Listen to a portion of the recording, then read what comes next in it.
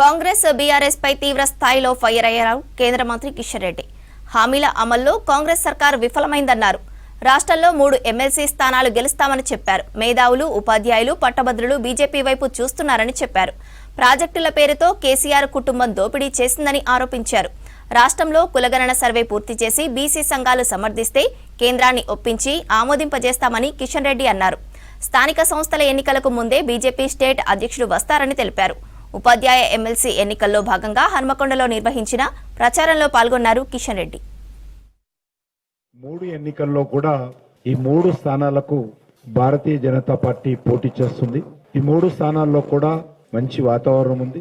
రాష్ట్రంలో ఈరోజు విద్యావంతులు, మేధావులు, పట్టభద్రులు, ఈ రకంగా అన్ని వర్గాల ప్రజలు కూడా ప్రస్తుతం అధికారంలో ఉన్నటువంటి కాంగ్రెస్ పార్టీ ప్రభుత్వం పట్ల పూర్తి వ్యతిరేకతతో, నిరాసక్తతో ఉన్నటువంటి ఈ నేపథ్యంలో జరగనున్నటువంటి ఈ ఎన్నికలు భారతీయ జనతా పార్టీకి సానుకూలంగా ఉన్నాయి.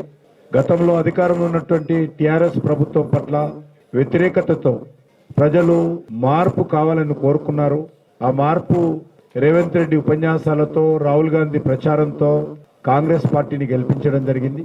అధికారంలోకి వచ్చినటువంటి కాంగ్రెస్ పార్టీ ఇచ్చినటువంటి గ్యారెంటీలు కానీ, ఇతర హామీలు కానీ, ఇచ్చినటువంటి గ్యారెంటీలు కానీ అమలు చేయడంలో కాంగ్రెస్ పార్టీ పూర్తిగా వైఫల్యం చెందినటువంటి ఈ నేపథ్యంలో టీఆర్ఎస్ పార్టీ గద్దెదించడం కోసం 10 సంవత్సరాలు పట్టింది ప్రజలకు. కానీ కాంగ్రెస్ పార్టీ వచ్చినటువంటి ఈ 12 నెలల్లో అంతకంటే ఎక్కువ వ్యతిరేకత ఈరోజు రేవంత్ రెడ్డి ప్రభుత్వం మీద, కాంగ్రెస్ పార్టీ ప్రభుత్వం మీద ప్రజలు వ్యక్తం చేస్తా ఉన్నారు. ప్రతి వారం ఢిల్లీకి వెళ్లడము, ఢిల్లీలో ఆయనకు ఏ ముఖ్యమంత్రి కూడా దేశంలో వారానికోసారి ఢిల్లీకి వెళ్లారు. మన గౌరవ ముఖ్యమంత్రి గారు మాత్రం ప్రతి వారానికోసారి ఢిల్లీలో అటెండెన్స్ వేయించుకుంటాడు. అక్కడ అటెండెన్స్ వేసుకొని రాహుల్ గాంధీ చెప్పిన విషయాలన్నిటిపైన వచ్చి ఇక్కడ నరేంద్ర మోడీ గారి మీద, కేంద్ర ప్రభుత్వం మీద అనాలోచితమైనటువంటి అవగాహన రాహిత్యంతో ప్రతిరోజు విమర్శలు చేసేటువంటి ప్రయత్నం చేస్తా ఉన్నాడు. తెలంగాణ ప్రజలు చాలా చైతన్యమైనటువంటి వాళ్ళు. రేవంత్ రెడ్డి లాంటి అనేక మందిని తెలంగాణ ప్రజలు చూశారు.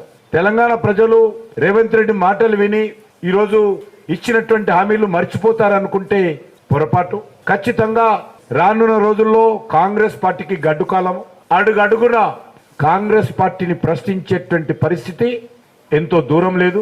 నువ్వు మోడీ గారి మీద మాట్లాడినా, కేంద్రం మీద మాట్లాడినా, మరొకరి మీద మాట్లాడినంత మాత్రాన మీ వైఫల్యాల నుంచి తప్పించుకోలేరనే విషయాన్ని నేను రేవంత్ రెడ్డి గారికి మనవి చేస్తాను.